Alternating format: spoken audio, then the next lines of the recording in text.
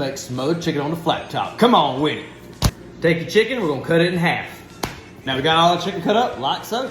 Now let's make a brine. We're gonna add a little bit of olive oil. A little bit of George's.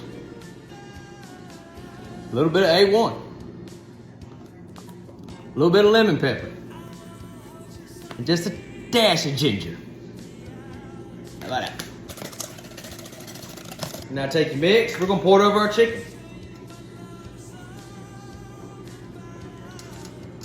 Get your hands dirty. Now we let it hang out in the fridge. Let's get it on.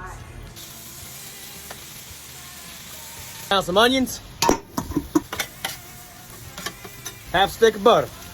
Throw down some black garlic. Never heard of it until today. Let's throw down some mushrooms. Some more butter.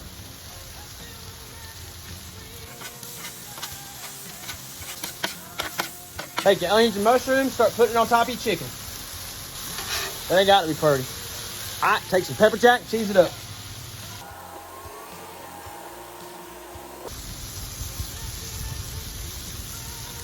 Hog some sauce. I thought you said calls and trouble. Yeah. Bad them heads.